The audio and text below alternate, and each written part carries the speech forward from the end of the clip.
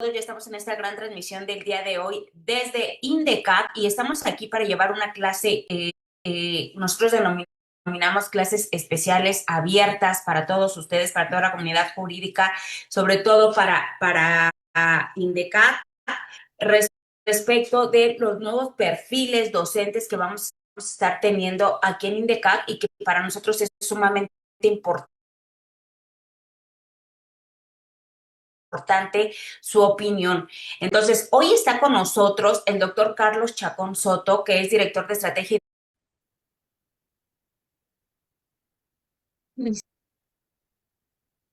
Ok.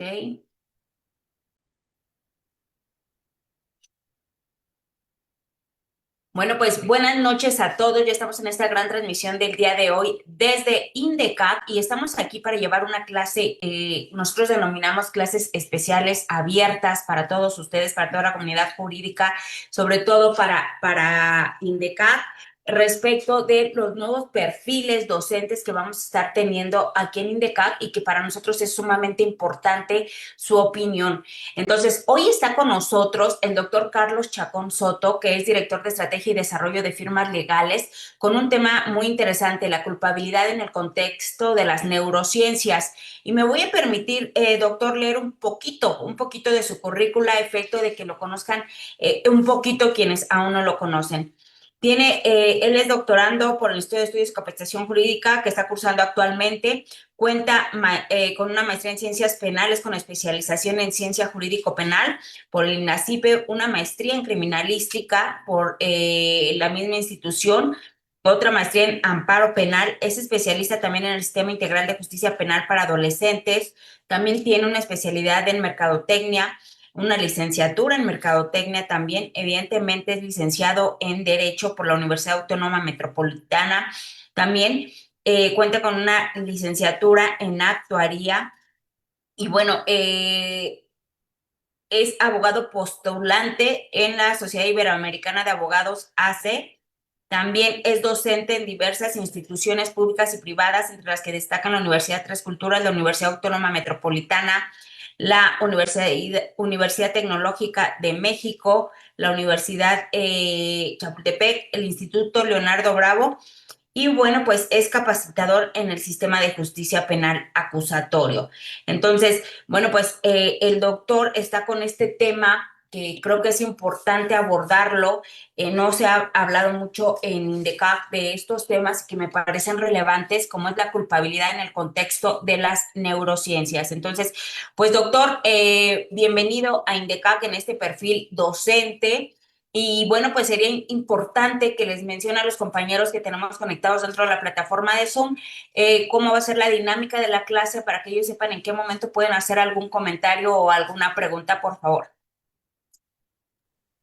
Claro que sí, con mucho gusto, maestra. Antes que nada, quiero agradecerle de todo corazón esta oportunidad que me está brindando usted, la institución que dirige y que es de excelencia académica y que ha sido para muchos de nosotros un baluarte para poder seguir cultivando la dogmática jurídico-penal y sobre todo los conocimientos de vanguardia en materia jurídica, no solamente en el área del derecho penal, sino en general en el derecho. Y vaya, yo les auguro mucho éxito y ahora con las nuevas alianzas que se están teniendo con instituciones europeas, esta institución a la que pertenecemos y yo me siento parte de ella, si así me lo permite, creo que tiene un gran futuro, pero sobre todo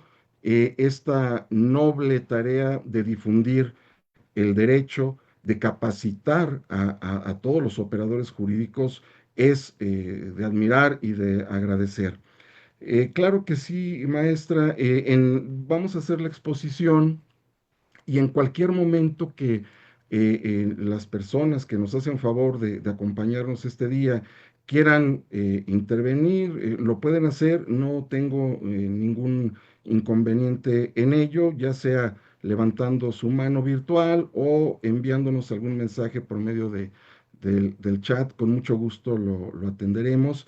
y pues estamos aquí listos. No sé si me pueda permitir Hacerlo compartir la pantalla. coanfitrión.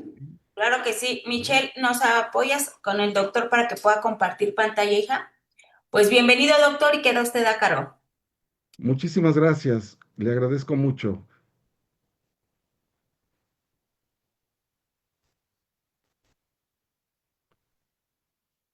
Muy bien, no sé Ya, si ya ya... puede compartir, ya es coanfitrión. Correcto. Perfecto, le agradezco mucho, Nayeli, su atención y a todos los que hacen posible la clase del día de hoy.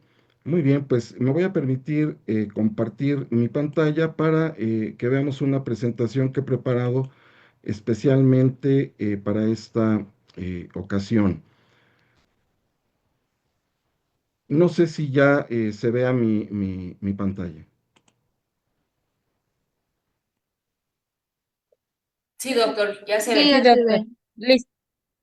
Perfecto, muy bien, muchísimas gracias. Bueno, pues si no tienen inconveniente, vamos a dar inicio a este tema que es un tema de vanguardia, es un tema que se está abordando actualmente en las principales instituciones que se dedican al estudio y a la enseñanza de la jurisprudencia, y específicamente en el área de la dogmática penal.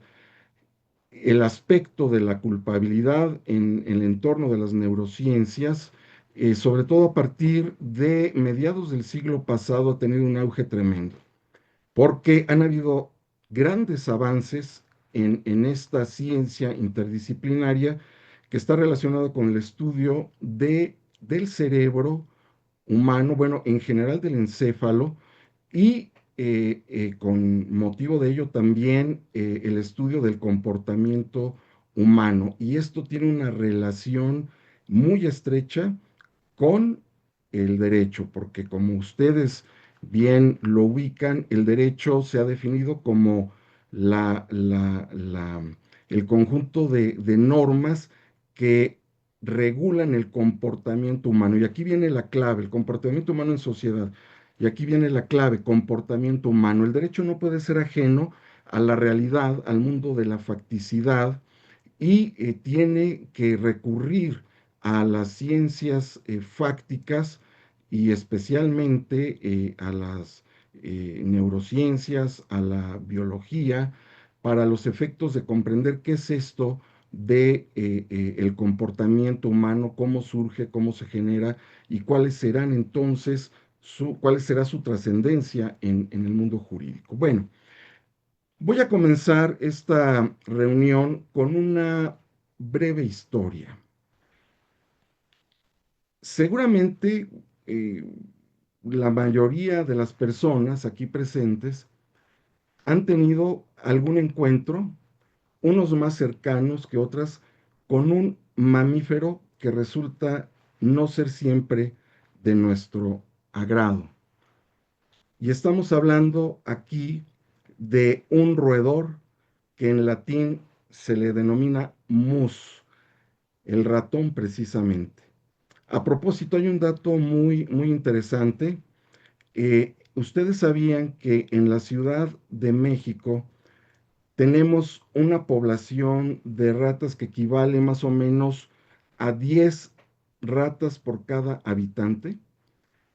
Imagínense, hagamos cuentas, porque somos aproximadamente en la Ciudad de México y en su área metropolitana entre 18 y 20 millones de personas. En la ciudad de Nueva York es el doble de población de estos roedores. Bueno, pues aprovechando la oscuridad de la casa por las noches, este roedor sale siempre en busca de alimento. Y si nosotros los observamos, vemos que su desplazamiento es veloz, entre otras razones porque no quiere ser descubierto y trata de evadir cualquier peligro que haya a su alrededor y represente pues inclusive la posibilidad de la muerte. Sin embargo, este mus o este mouse, si lo pronunciamos en inglés, eh, invasor de los hogares, al que también podremos llamar el ratón Miguelito, si ustedes quieren, de pronto observamos un día que ha cambiado su forma de comportamiento, ya que ese recorrido frenético que hace normalmente por nuestros hogares, por la cocina, la sala y sus alrededores, de pronto se ha vuelto lento, apacible y se convierte realmente en un paseo tranquilo. Su conducta se ha vuelto desconcertante. Y si ponemos atención, observamos que ese mamífero gordo y peludo se dirige hacia la caja de arena de nuestro gato, pero va hacia ella casi hipnotizado y de hecho se introduce en la misma y vemos que comienza plácidamente a revolcarse en las secreciones, en los desechos de nuestro felino, del gato Félix. Imagínense ustedes, ahí en la caja, regodeándose y disfrutando de las secreciones de nuestro gato. ¿Qué pasó? Cuando eso sucede, lo previsible, pues no espera más. Nuestro gato se abalanza sobre la rata, la muerde e irremediablemente pierde la vida. ¿Qué sucedió? ¿Qué pasó con el comportamiento de esa rata? ¿Se trataba de una rata suicida o ya había enloquecido? ¿Fue en busca de la muerte? ¿Por qué razones? Bueno, en efecto, el biólogo Andrés Cota Iriart, que es uno de los más destacados biólogos de nuestro tiempo, egresado de la Universidad Nacional Autónoma de México, y que se dedica al estudio de estos animalitos, entre otros, y sus comportamientos, nos dice que efectivamente ese ratón se encontraba fuera de sus cabales. Es más, nos habla de un caso de posesión, pero no una posesión diabólica, sino una posesión muy especial. Y aquí es donde entra en escena un tercero, que se llama Toxoplasma gondii, un protozoario microscópico, es decir, un organismo unicelular. Está constituido su organismo por una sola célula. Y en una de las puntas de esa célula posee un taladro, el cual utiliza para perforar las células de su huésped, donde se va a instalar, porque recordemos que se trata de un parásito. Es un maestro en las técnicas de la invasión celular. Y como parásito vive en el cuerpo de otro. De hecho, su existencia depende de la existencia de otro ser vivo, al cual denominamos huésped. Y de este obtiene su alimento, de hecho. El huésped definitivo en el que siempre busca instalarse este Toxoplasma gondii es en el tracto digestivo de un felino, entre ellos los gatos. Ahí puede realizar toda su actividad vital e inclusive reproducirse. Cuando no se encuentra dentro del cuerpo de un felino, está ahí en busca de trasladarse a su huésped definitivo. Porque el huésped intermedio, que puede ser un ratón, como lo vimos anteriormente, pues ahí no puede realizar todo su ciclo vital, este toxoplasma. Entonces, de alguna manera, tiene que llegar a un felino. Así pues, el toxoplasma invasor tiene la capacidad de alterar la conducta y en grados insospechados, de sus huéspedes intermedios, entre ellos las ratas. Se ha comprobado científicamente que cuando un roedor ha sido infectado por el toxoplasma, al detectar este roedor la orina de los gatos, en lugar de salir despavorido del lugar por el peligro que representa la presencia de un felino para su vida, hace exactamente lo contrario. Va en busca, va al encuentro con esa secreción, ya que las feromonas presentes en ella estimulan la liberación de feromonas sexuales del ratón, lo que le brinda un gran placer. Se produce entonces así una atracción fatal hacia su depredador. El toxoplasma provoca que la rata sea devorada por el gato, o por lo menos que logre ingerir la sangre del mismo para poder ingresar en el cuerpo de su huésped final y continuar con su ciclo de vida, reproducirse, perpetuar su especie. Así es que los hospederos intermedios de este toxoplasma eh, son verdaderos invasores y hackeadores de, del cerebro de los hospederos intermedios y provoca que estos modifiquen su conducta normal, la que desarrollaban de manera normal antes de ser infectados con este parásito. ¿Cómo se adquiere? Pues al consumir sus huevecillos, los cuales científicamente se llaman oquistes. Y estos huevecillos pueden estar presentes en alimentos, en agua, en la propia tierra, ¿sí? Y basta entrar en que estos elementos entren en contacto con las heces fecales de un felino infectado para que ya estén ahí y listos para comenzar la invasión en sus huéspedes. Estos huéspedes, este toxoplasma, estos invasores, una vez que se encuentran alojados en el cuerpo de su hospedero, comienzan a eclosionar los huevecillos para liberar las larvas, a las cuales se llaman taquizoitos.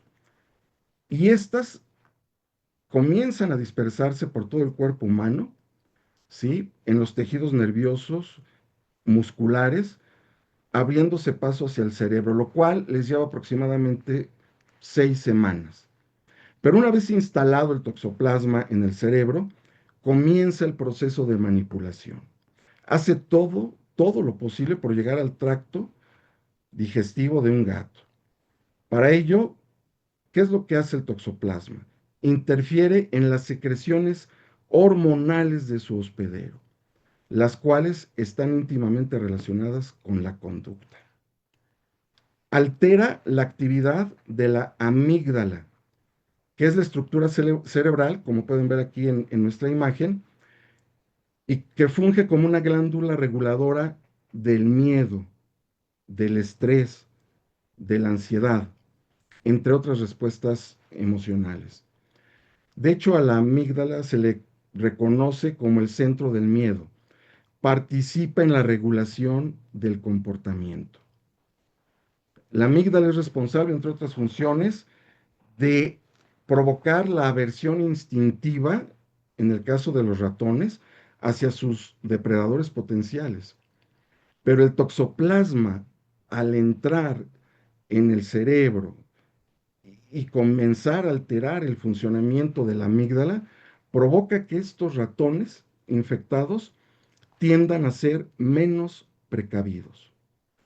Entre otras alteraciones que este parásito produce, tenemos que lo que normalmente se pueda considerar como un elemento amenazante para la vida de sus hospederos, como son, por ejemplo, las feromonas felinas, estas se tornen en algo agradable, en algo deseable por parte de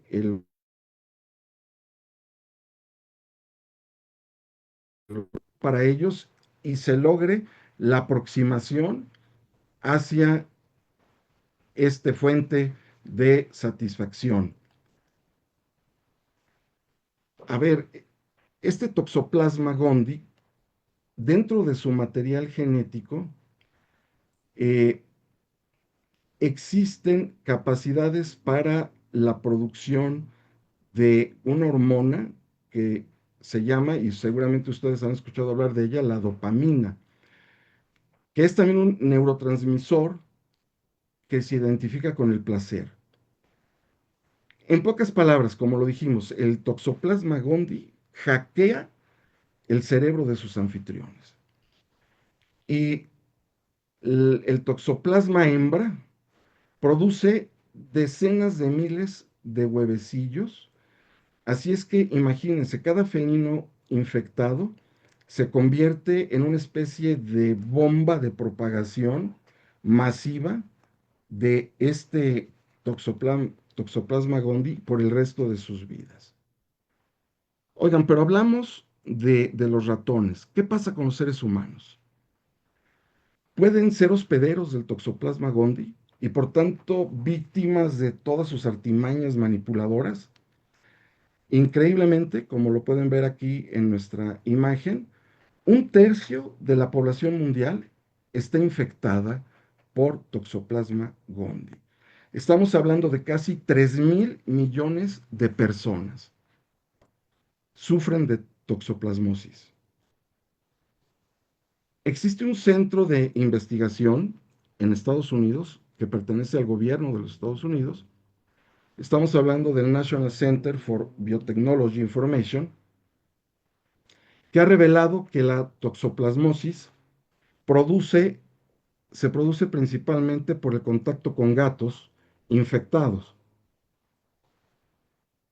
así como por el consumo de carne mal cocida o cruda, aguas con la carne tártara, aguas con el pescado crudo del sushi. También se puede adquirir a través del consumo de agua contaminada. De hecho, hace algunos años hubo una propagación de toxoplasmosis en Canadá, ¿verdad? Masiva. Y fue sorprendente porque después de analizar las causas por las cuales se presentó esta situación, se llegó a la conclusión de que las aguas, el agua potable que el municipio estaba proveyendo para esta localidad, creo que es Victoria, estaba contaminada con Toxoplasma gondii. Bueno, entonces, el gran problema de la toxoplasmosis es que cuando se adquiere, las personas infectadas son asintomáticas, no presentan síntoma alguno. Y las que llegan a presentar algún síntoma se confunde con una leve gripe. Entonces es complicado poder diagnosticar así a simple vista y sin un estudio más profundo, que sería un estudio serológico, ¿verdad? Poder diagnosticar la toxoplasmosis. Estos huevecillos u quistes pueden permanecer viables durante meses, inclusive durante años en su hospedero. Y en el ser humano van y se hospedan,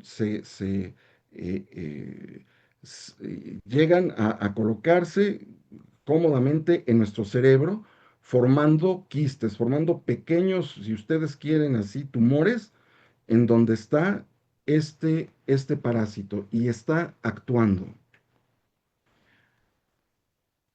Es tan grande la propagación de la toxoplasmosis que se han encontrado toxoplasmas en los tejidos de delfines y de ballenas. De hecho, Cote Iriart nos informa que en un periodo hubo una muerte masiva de focas en las costas de Hawái, así también como de nutrias marinas en costas norteamericanas y que todas estas se atribuyeron precisamente a la toxoplasmosis. Así de grave es el asunto. Mucha atención. Se aconseja a las mujeres embarazadas evitar, por tanto, todo contacto con la arena para los gatos, para no contraer toxoplasmosis, ¿sí? Evitar el consumo de carne de res, de cerdo, de pollo, de aves o de cordero, cualquier tipo de carnes mal cocidas o crudas, ¿sí? Porque pueden ser un vehículo de transmisión de toxoplasmosis y la más grave que es la congénita, es decir, la que se da de madre a feto durante la gestación. Este toxoplasma gondii, a propósito, en los casos de las mujeres embarazadas, es el culpable en muchas ocasiones, en muchos casos, de producir abortos de repetición. De hecho, podría tratarse de la mayor causa de abortos espontáneos a nivel mundial.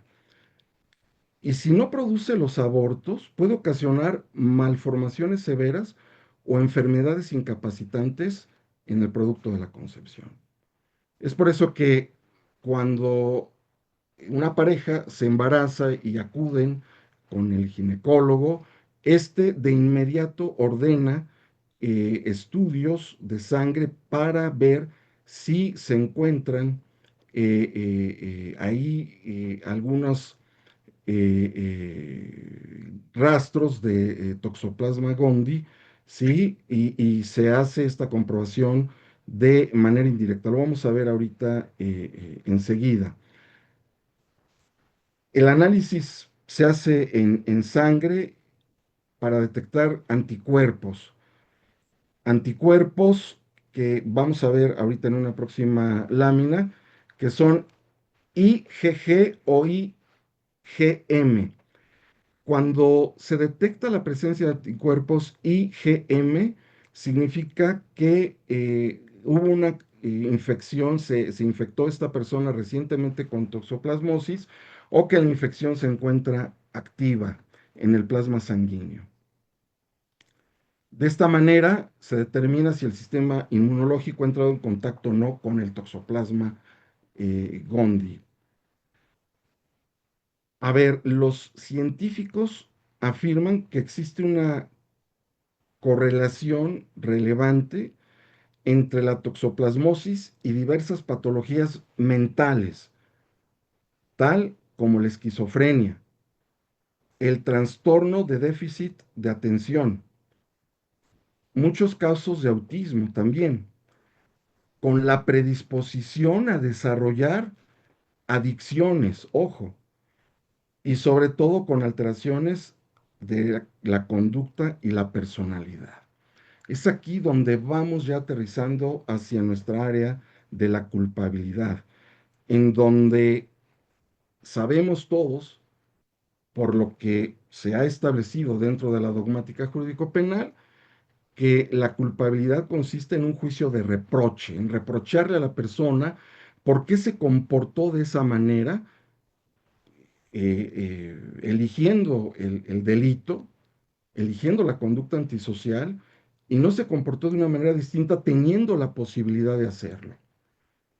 Como ustedes pueden intuir a partir de lo que hemos visto en esta plática, muchas veces el ser humano que realiza una conducta antisocial no la realiza utilizando y recurriendo a su libre albedrío, a su voluntad, sobre todo cuando está invadido por Toxoplasma gondii.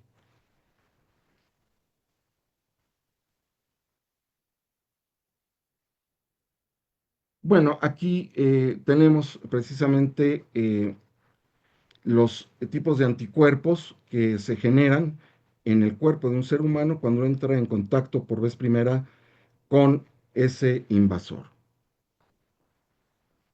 Oigan, vámonos a Guadalajara, Jalisco, ahí de donde son los mariachis, el tequila y otras bebidas espirituosas muy anheladas por el ser humano y que ha sido motivo de gran orgullo de nuestro país a nivel internacional.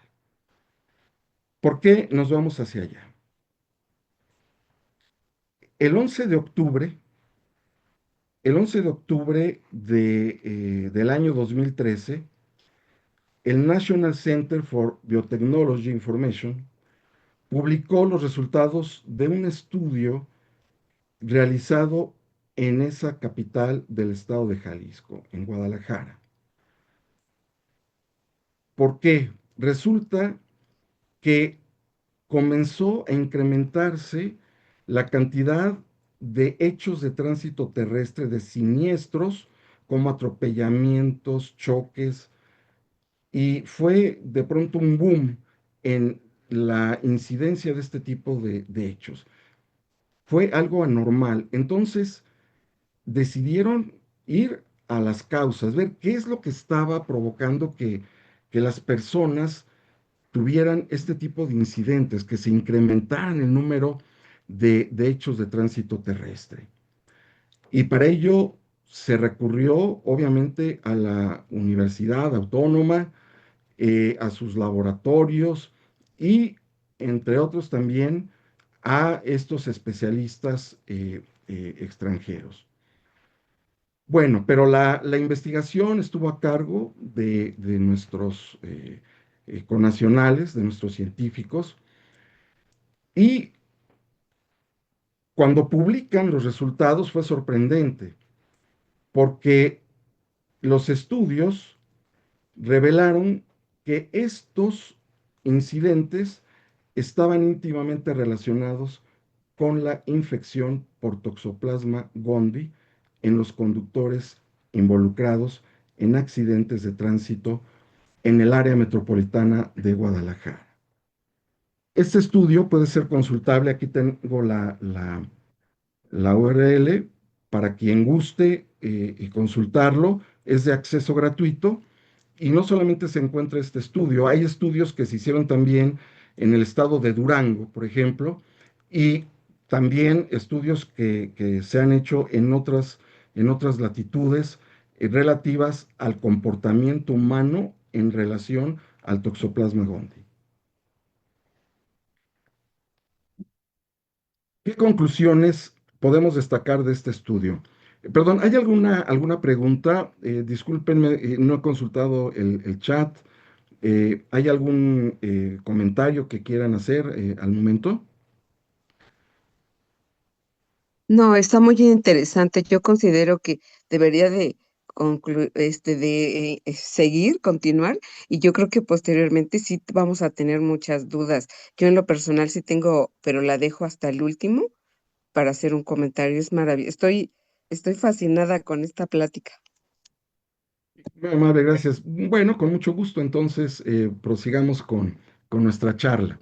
Bien, pues ahí está la liga para que puedan ustedes acceder libremente a la misma y ya ver con detalle todo el estudio que se hizo y toda la metodología que se siguió, ¿verdad? Y las conclusiones a las que se arribaron.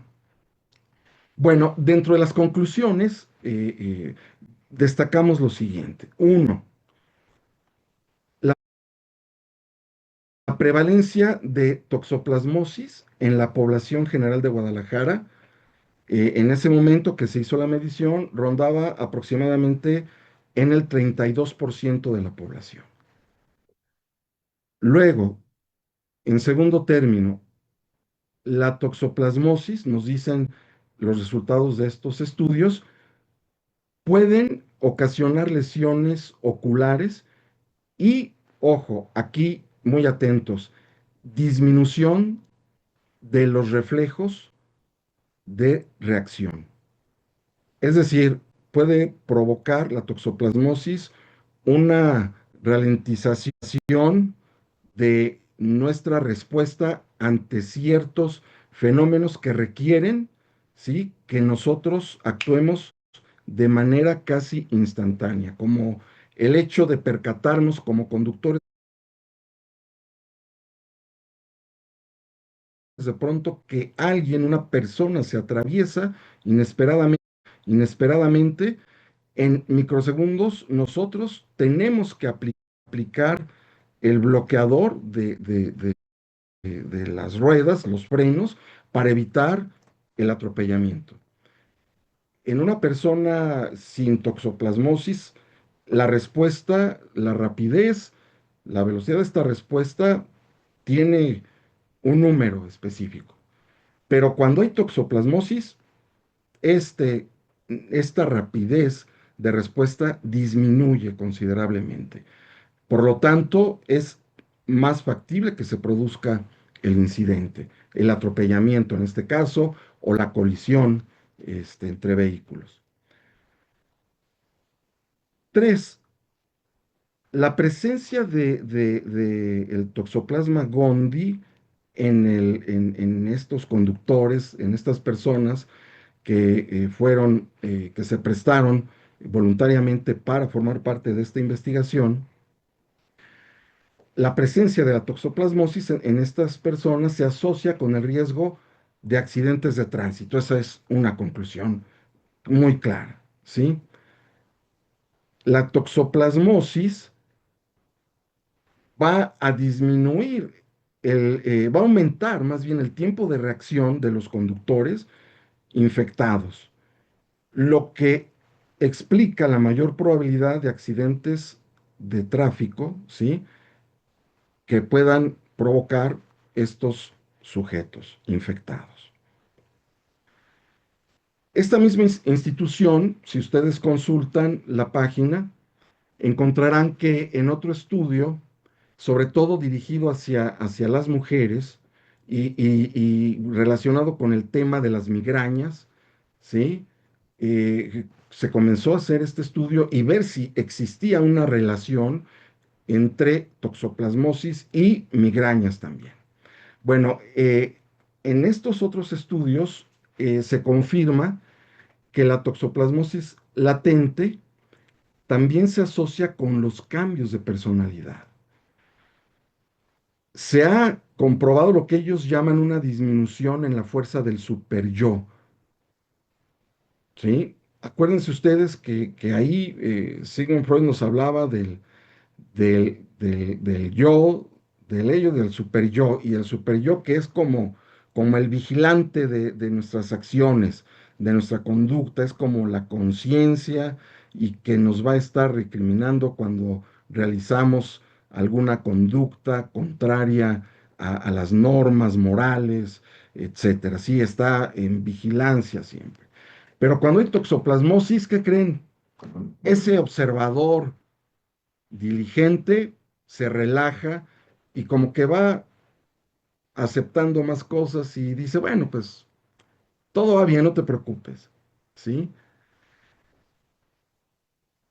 Entonces, y esto detectó tanto en hombres como en mujeres, cambios de personalidad. Y de hecho, como les mencioné, uno de los objetivos en las investigaciones de Andrés Cota-Iriart es en relación con la esquizofrenia.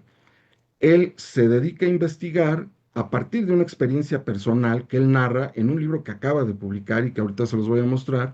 Narra que quería descifrar las causas por las cuales su abuela había de pronto desarrollado esquizofrenia a una edad ya muy adulta, ¿sí? Y se encuentra con esta situación de la toxoplasmosis. Les voy a poner en pantalla, ojalá que lo puedan ver, el libro. Si lo pueden adquirir, es recomendable, es oro molido para todos los abogados. Sí, como ven, es de Cotillard y se llama Fieras Interiores. Lo pueden conseguir a través de Amazon y de todas estas, o directamente en librerías. Es de reciente publicación, si no mal recuerdo, es de este año o máximo del año pasado que salió publicado.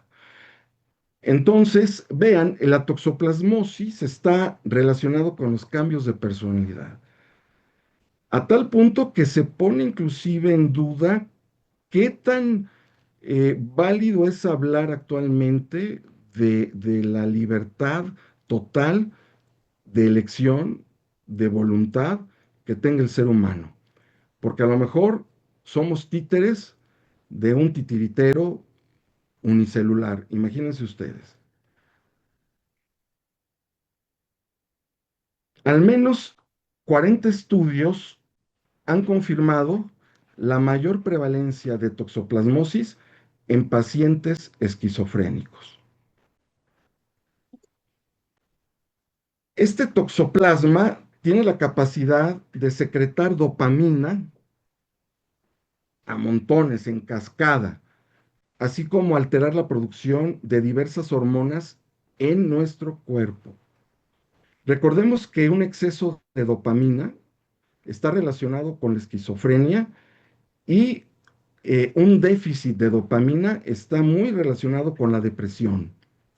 También habría que analizar si puede existir una correlación entre toxoplasmosis y suicidios, y sobre todo suicidios a nivel infantil, que son los que más nos preocupan en este país, que si no mal recuerdo, son la segunda causa de muerte infantil en nuestro país actualmente entre los niños. También está relacionado con el déficit de atención y, como había mencionado antes, con desarrollar adicciones.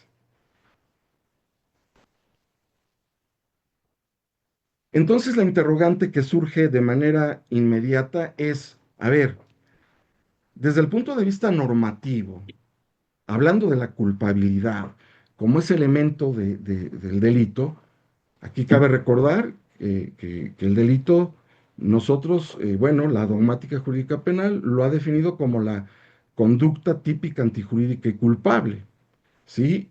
Y que para que exista delito, forzosamente debe de existir culpabilidad en el sujeto que realiza la conducta antijurídica y obviamente típica.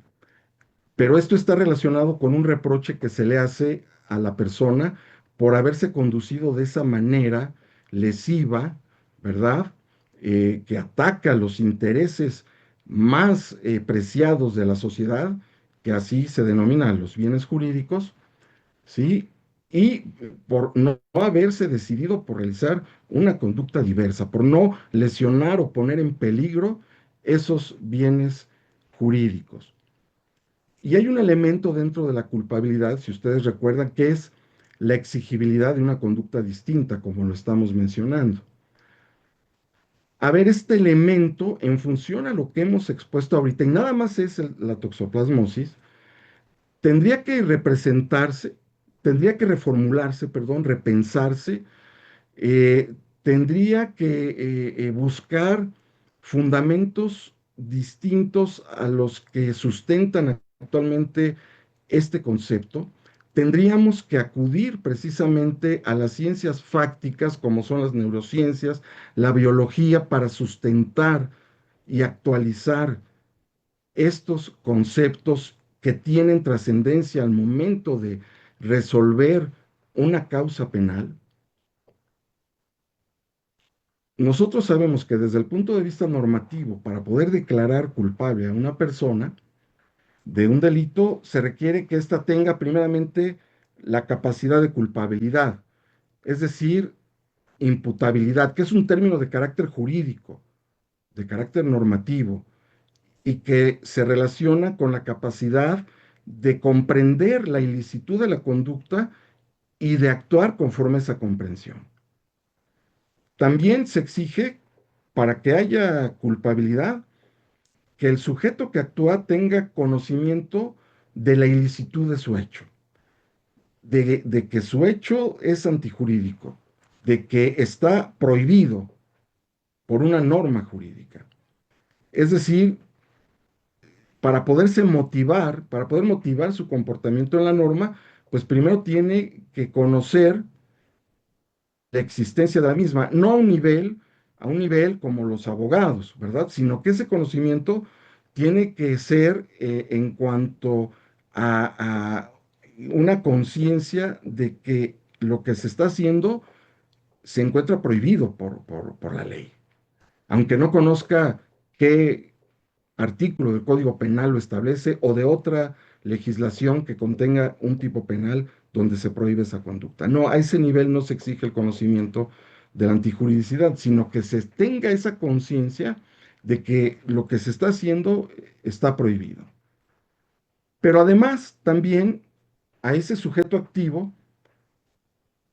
se le debe de poder exigir una acción distinta, toda vez de que tuvo la posibilidad para ello y no lo hizo.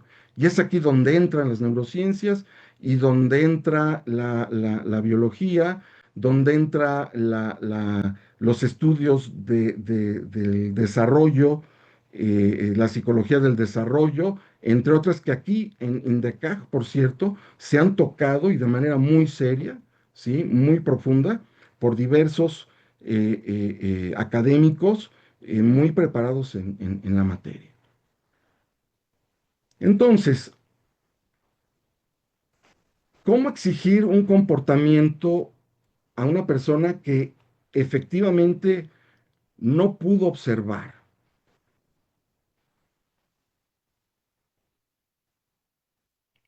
Hasta aquí el concepto normativo de la culpabilidad. Y si me permiten, voy a llamar a nuestra plática, virtualmente hablando, imaginariamente hablando, al doctor Gerardo Laveaga, un científico del derecho, específicamente de la dogmática jurídico-penal, que fue, entre otras cosas, director del Instituto Nacional de Ciencias Penales y que bajo su dirección se establece un seminario permanente de neurociencia y derecho, porque vean la trascendencia de este tema. Y ahora INDECAG está asumiendo esta bandera también y de manera frontal y que es de conocimiento de frontera, ¿sí? Porque está todavía en desarrollo. Estamos hablando de un desarrollo ya con fuerza a partir de mediados del siglo pasado, es decir, es muy reciente, es muy, muy reciente y esta institución de excelencia académica no se queda atrás al respecto. Entonces, el doctor Laveaga ha puesto el dedo en la llaga y nos recuerda que la culpabilidad junto con otros conceptos de la dogmática jurídica están fundamentados en un dogma, así como las religiones parten de un dogma, ¿sí? También la dogmática jurídica penal ha partido de un dogma, es decir, los matemáticos dirían parten de un axioma, de una verdad incontrovertible que todo el mundo acepta y a partir de ella se construye todo el edificio del conocimiento. Bueno, también tenemos nuestros dogmas en el derecho penal y el principal es el libre albedrío.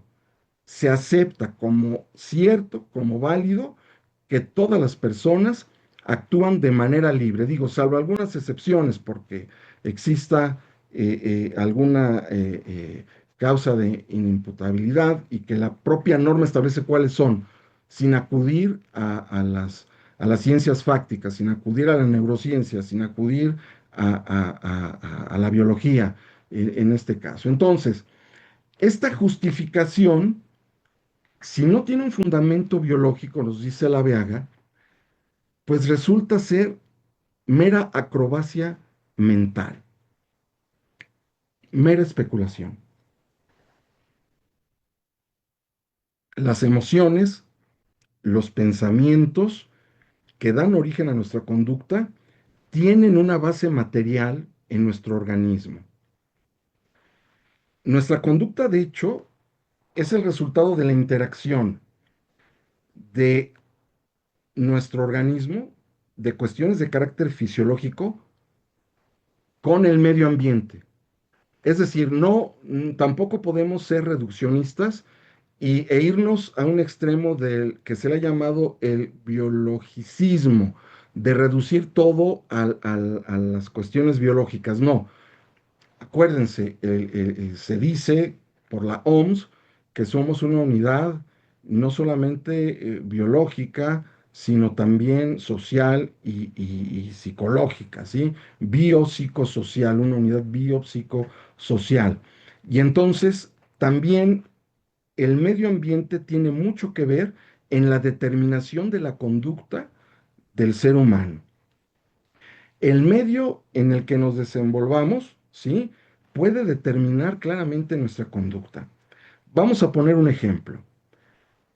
No es lo mismo vivir 4 personas en una casa que ocupa un terreno de 2000 metros cuadrados, con varias recámaras, diversos baños, alberca, etcétera, con todos los bienes accesibles para sus habitantes, que 8 personas que vivan en un departamento de 40 metros cuadrados con una recámara, un solo baño, en donde siempre se está en competencia continua por todos los satisfactores más elementales, incluyendo el propio espacio.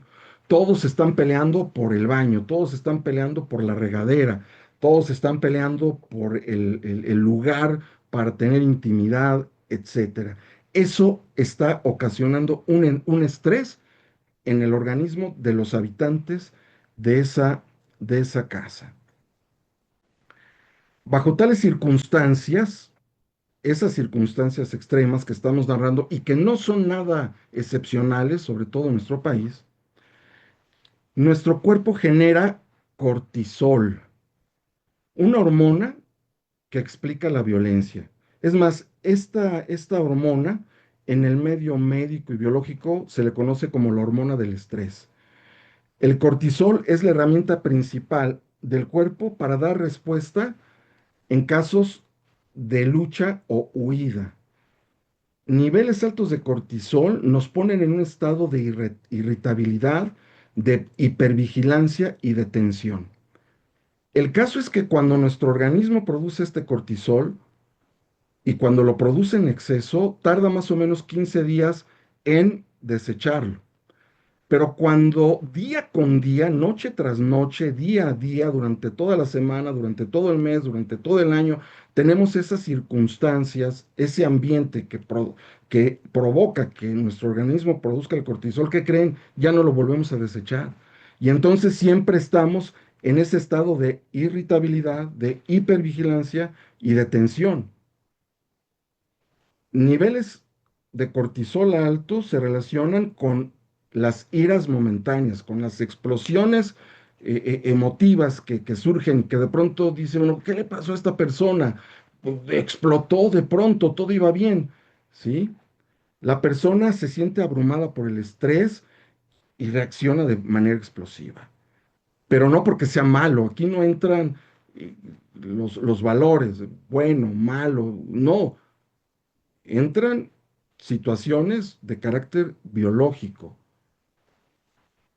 Pero niveles de cortisol bajo también eh, en muchos individuos sí produce una hiporreactividad, como lo que sucede, por ejemplo, con la toxoplasmosis. Se ralentizan las personas, reaccionan de una forma más lenta ante el peligro, consienten el peligro.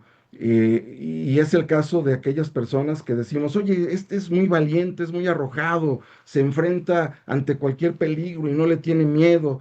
Aguas, vamos a ver cómo andan sus niveles de cortisol. Normalmente se han detectado niveles bajos de cortisol en personas que actúan, por ejemplo, en conductas antisociales con toda frialdad y sin remordimiento.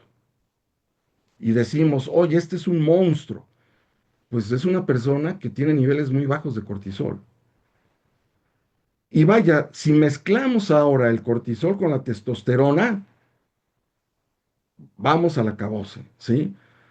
La combinación perfecta, testosterona alta, cortisol bajo, es la receta ideal para lograr una dominancia agresiva y falta de empatía en las personas. Pero como ustedes ven, se trata de neurotransmisores, se trata de hormonas. Ahora, si producimos más oxitocina o vasopresina, nos convertimos en personas más afectuosas, más cariñosas, más amorosas, ¿sí? Y esta producción de oxitocina, por ejemplo, se produce cuando entramos en contacto con los demás, cuando los abrazamos, cuando besamos a alguien, cuando tenemos contacto piel con piel, el cerebro de inmediato comienza a liberar oxitocina, la que genera una sensación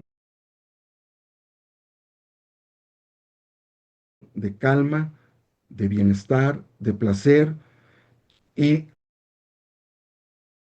obviamente las personas que nos producen esa liberación de oxitocina es a las que vemos con buenos ojos, es a las con las que queremos tener más contacto, son las que nos caen bien. ¿Por qué? Porque nos están produciendo placer. La dopamina, ¿sí? Está asociada con una sensación también de placer y provoca que queramos repetir el acto que produce esa liberación de dopamina. Es por eso que cuando queremos nosotros explicar el por qué las personas que son adictas a la cocaína o a cualquier otro psicotrópico o al alcohol y demás, debemos de buscar la causa precisamente en la dopamina. Tal vez podríamos evitar esas adicciones con un control efectivo de la dopamina, proporcionándole a ese sujeto dopamina por medios distintos a esos tan agresivos y tan destructivos como son las drogas. Provocar lo que se llama en medicina, en fisiología, la homeostasis, es decir, un equilibrio en el organismo. Así es que vean ustedes que no podemos comprender la agresividad, la competencia, la cooperación, la empatía sin la biología. Nos dice el doctor Laveaga que los seres humanos entonces somos máquinas biológicas. Nuestra conducta está, y escuchen esto, determinada por procesos bioquímicos y estructuras genéticas que combinadas con el medio ambiente, ¿sí? Van a determinar, repito, nuestra conducta, nuestro comportamiento. Y esto debe ser considerado por el legislador al momento de crear los tipos penales, ¿verdad? Al momento de las autoridades encargadas de la política criminal, de establecer cuáles son las estrategias del combate de la antisocialidad, de la criminalidad, que es algo que desgraciadamente se ha ignorado durante mucho tiempo en este país. Bueno, entonces hay muchos datos, muchos más datos que podríamos estar analizando, pero ya se está acercando el momento de la conclusión de nuestra charla de hoy. Vean ustedes, en esta imagen que les presento del neuroderecho, lo podemos nosotros identificar como el encuentro entre lo que llaman las batas blancas y las togas, las sotanas negras de los juristas. Ahí es un momento de encuentro necesario entre estos dos mundos. Se deben de complementar, no deben de caminar separados uno de los otros. Y por eso surge el neuroderecho, ¿sí? Precisamente considerado como la ciencia interdisciplinaria que integra a la neurociencia con el derecho. Estos conocimientos a los cuales nos hemos aproximado, ¿verdad? Que tienen trascendencia en el derecho. La, la neurociencia y el neuroderecho, ya de manera específica, nos facilitan la comprensión del comportamiento humano, comportamiento que el derecho va a regular, obviamente, pero debemos de saber cuál es el origen del mismo para tener éxito, tener eficacia y eficiencia en, por ejemplo, en el combate a la criminalidad. Y quiero llamar aquí a otro gran científico de nuestro país, en la materia, muy reconocido y seguramente han escuchado ustedes hablar de él. El doctor Eric García López, ¿verdad? Ha escrito mucho, investigado mucho al respecto, es una eminencia en el tema y precisamente uno de sus cometidos en este país es poder juntar a todos los representantes del derecho con todos los representantes de las neurociencias, de la biología, de la genética, etcétera, para que tengamos un derecho, unas normas más humanas y racionales, ¿sí? Y que no respondan simplemente a la sed de venganza o de querer castigar al que ha incurrido en antisocialidad, porque la antisocialidad no se corrige con prisión. Y estamos viendo que si hay una determinación en el comportamiento humano, entonces tendremos que recurrir a aquellas ciencias que nos explican cuál es la desviación en ese comportamiento. Fíjense que a partir de aquí también tiene que haber una reinterpretación y refundación de los derechos humanos. Porque efectivamente, como decían los positivistas que fueron muy atacados del siglo XIX, entre otros Enrico Ferri, Garófalo, Lombroso, ¿verdad? Que nos hablaban precisamente de estas dolencias de la humanidad.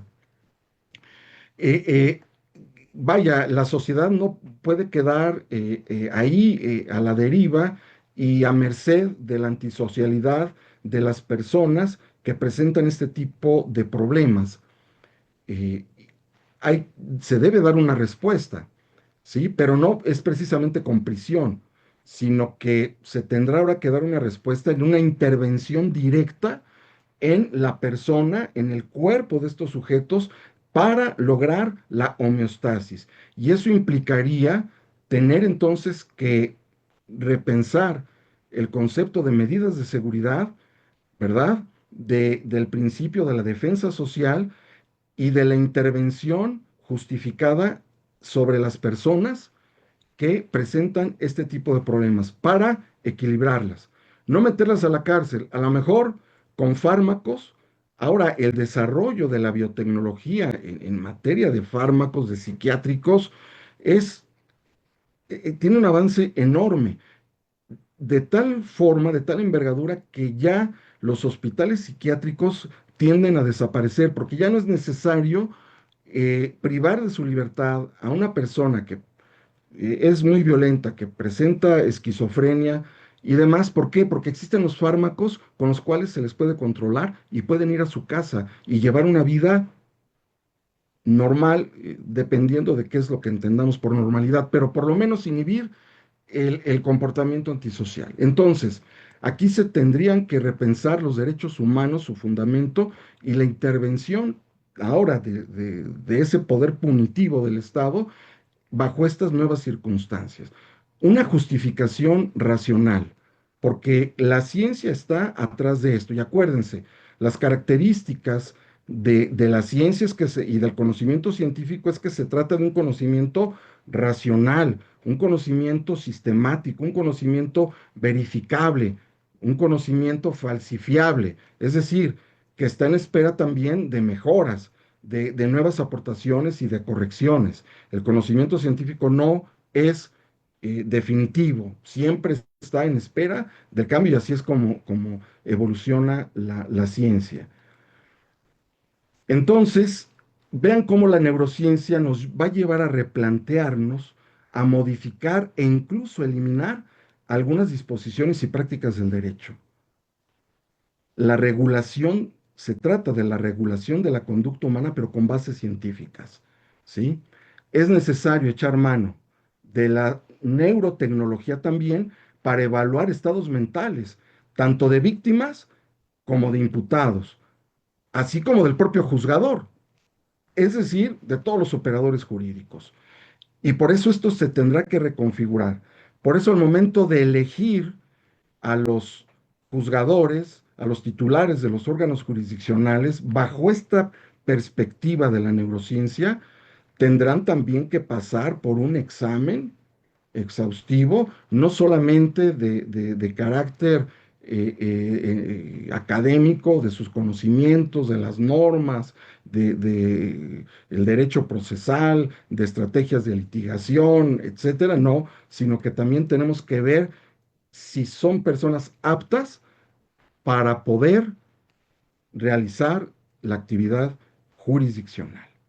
¿Sí? Vean cómo la neurociencia y el neuroderecho van a cambiar, como estamos diciendo, todo este paradigma bajo el cual estamos viviendo. Y de hecho no va a cambiar, está cambiando, está cambiando. La administración Obama creó un programa en los Estados Unidos de Norteamérica, un programa que ustedes lo pueden consultar a través de Internet, un programa que se denominó Brain, cerebro, y fue la inyección más grande de recursos económicos hacia los neurocientíficos, a las instituciones que se encargan de estudiar esto y del neuroderecho, para desarrollar estos temas y su aplicación en la resolución de conflictos.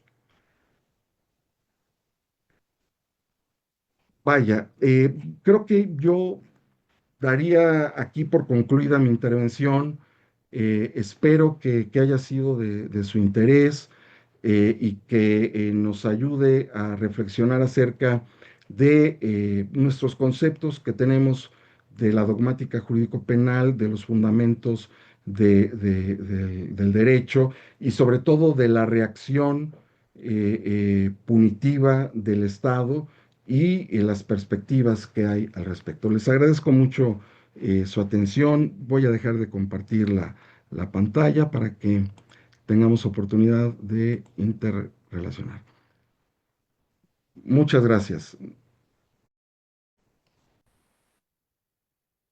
Sí, a usted. Yo quisiera intervenir. La verdad es de que por hoy creo que todos los estudios que realicemos, creo que los abogados nos hemos quedado un poco desfasados, toda vez que han existido varias escuelas o existieron varias escuelas dentro del derecho en donde nos decían que ah, algunos decían que, etiquetaban a las personas por ciertas características físicas para cometer un ilícito. Posteriormente hay otras escuelas que manifiestan que todos esos factores que hacen que una persona delinca también pueden ser de manera de características exógenas y endógenas. Y creo que ahí nos quedamos cortos, toda vez que han pasado muchos años.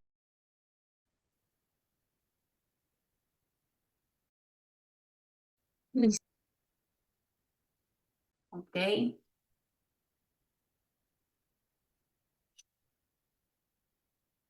Bueno, pues buenas noches a todos. Ya estamos en esta gran transmisión del día de hoy desde INDECAT y estamos aquí para llevar una clase, nosotros denominamos clases especiales